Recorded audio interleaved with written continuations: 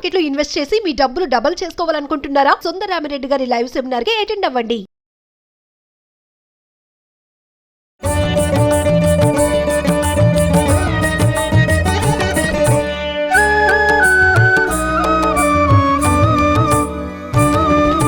నమస్తే అమ్మా.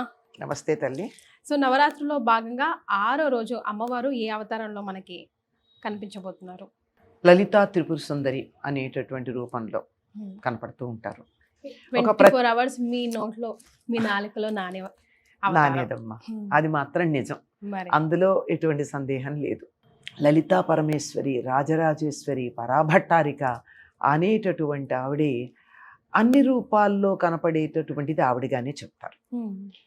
ముఖ్యంగా ఈ విజయవాడలో కనకదుర్గాదేవి అవతారాల్లో 6వ నాడు లలిత అవతారం ధరింపచేయడం జరిగింది ఈ సంవత్సరం. కానీ ప్రతి సంవత్సరం 5వ రోజు వస్తుంది, లలితా పంచమి అంటారు. ఇక్కడి నుంచి మొదలుపెట్టి 7 రోజులు 5 రోజులు పూజ చేసుకునేటటువంటి వాళ్ళు ఉన్నారు. అంటే అన్ని రోజులు చేయడానికి వీలు కాని వాళ్ళకి ఇప్పటి నుంచి పంచమి నుంచి మొదలుపెట్టి, ఈ సంవత్సరం మాత్రం ఆ తిథిద్వయం రావడం వల్ల ఇవాళ షష్ఠితో కూడా కలిసి ఉంది. ఈరోజు లలితాదేవిని ఆరాధించడం అంటే మధ్య భాగంలో వచ్చిందనమాట, ప్రధానంగా ఉండేది.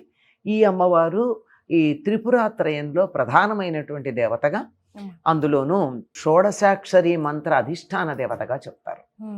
అమ్మవారికి సంబంధించినటువంటి మంత్రం షోడశం 16 అక్షరాలతో ఉన్నటువంటిది.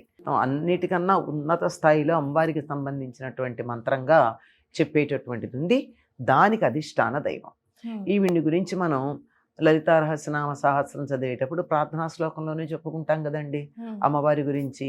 సింధూరారుణ విగ్రహాం త్రినయనాం మాణిక్యమౌళి స్ఫురత్తారా నాయక శేఖరాం స్మితముఖీమాపీన వక్షోరుహాం పాణిభ్యామలి పూర్ణరత్న చషకం రక్తోత్పలం బిభ్రతీం సౌమ్యాం రత్నకటస్థరక్తచరణాం ధ్యాయేత్ పరామంబికాం అని చెప్తాం.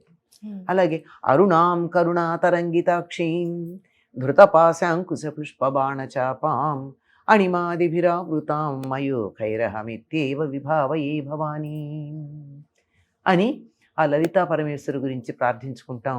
ఆవిడ చక్కగా లేత ఎరుపు రంగులో ఉంటుంది, సరిగ్గా దాడిమే కుసుమ ప్రభ దానిమ్మ పువ్వు రంగులో ఉంటుంది. అప్పుడే ఉదయిస్తున్నటువంటి సూర్యుడి కాంతి ఆవిడ చుట్టూతా వ్యాపించినట్టు, కోటాను కోట్ల ఉదయ సూర్యుల కాంతి ఆవిడ చుట్టూతా ఉన్నట్టు ఉంటుంది. పైగా ఆవిడ సర్వారుణ, అన్ని ఆవిడ ధరించిన ఆభరణాలు కానీ వస్త్రాలు కానీ నగలలో ఉండేటటువంటివి కానీ అన్నీ కూడా ఎరుపువే. కురువింద మణిశ్రేణి కనత్కోటీర మండిత, కురువింద మణులతో కోటీరం కూడా అంటే కలికితురాయి కిరీటం పైన ఉండేది. అలా ఉండేటటువంటి తల్లి 4 చేతుల్లోనూ ఆయుధాలు ధరించి దేవతలని సంరక్షించటం కోసం ఆ హోమకుండంలోంచి ఆవిర్భవిస్తూనే పనికి బయలుదేరింది ఆవిడ. కొంచెం సేపు విశ్రాంతి తీసుకుంటానని అనలేదు. దేవకార్య సముజ్జత చిదగ్నికుండ సంభూత దేవకార్య సముజ్జత. చిదగ్నికుండల నుంచి ఆవిర్భవించటం ఏమిటి, దేవకార్యం కోసం పరిగెత్తడం ఏమిటి. ఒక్క క్షణం కూడా విశ్రాంతి తీసుకోవాలా. సిద్ధంగా ఉందా అనడానికి సంకేతం ఏమిటంటే ఆవిడ ఆవిర్భవిస్తూనే చేతుల్లో ఆయుధాలతో కనిపించింది. రాగస్వరూప పాసాఢ్య క్రోధాకారాంకుశోజ్వల మనోరూపేక్షుకోదండ పంచతన్మాత్ర సాయక, ఇవన్నీ ధరించి మరి ఆవిడ ఒక్కసారిగా ఆవిర్భవించింది. ఇలా ఆవిర్భవించింది, అలా వెళ్ళి యుద్ధం చేసింది, భండాసురుని సంహరించింది.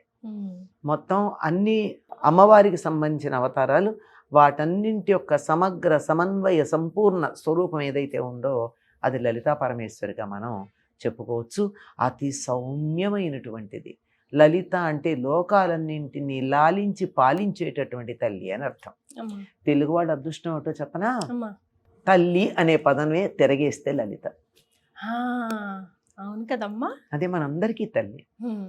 అది అటువంటి లలితా పరమేశ్వర అవతారంలో ఈ 6వ రోజు, నిజానికి లలితా పంచమి 5వ రోజు రావాలి. 11 రోజులు ఈసారి దసరాలు జరుగుతున్నాయి గనక 10 అవతారాలు వచ్చాయి గనక ఆవిడ 6వ రోజుకి వచ్చాయి. ఈరోజు మనం తప్పకుండా చేయాల్సినవి, పాటించవలసిన నియమాలు అమ్మ. ఇంతకు ముందు 5 రోజుల వరకే నియమం పెట్టుకున్న వాళ్ళు ఈ రోజు నుంచి ప్రారంభించుకోవచ్చు అమ్మా. లలితాదేవిని లలితా రహస్యనామ సహస్రంతో పారాయణ చేయొచ్చు. ఆ తర్వాత ఖడ్గమాల ఉంది, తర్వాత త్రిశతి ఉంది. వీటన్నింటితోనూ ఆ తల్లిని చక్కగా పూజించుకోవచ్చు. చాలా ప్రసన్నంగా ఉంటుందమ్మా. సుఖారాధ్య, సుఖంగా ఆరాధించదగింది. హాయిగా సుఖంగా కష్టపడకుండా సున్నితంగా ఆరాధించుకోవచ్చు. ఎస్. అయితే చేయకూడని పనులు ఈ రోజు మనకు తెలిసి తెలియకుండా ఫ్లోలో చేస్తూ ఉంటాం కదమ్మా. పూజలు అనగానే కొంచెం భక్తి ఓవర్గా అయిపోయి చేస్తూ ఉంటాం కదా. భక్తి కొంచెం వికటిస్తూ, అలా అంటే మీరు- వాళ్ళు పాపం వికటించింది అనుకోరు. అతి ప్రేమ. సర్వత్ర వర్జయేత్ అని చెప్పినట్టు ఇక్కడ కూడా కొంచెం అతిని తగ్గించవచ్చు. హాయిగా సౌమ్యంగా పూజ చేసుకోండి.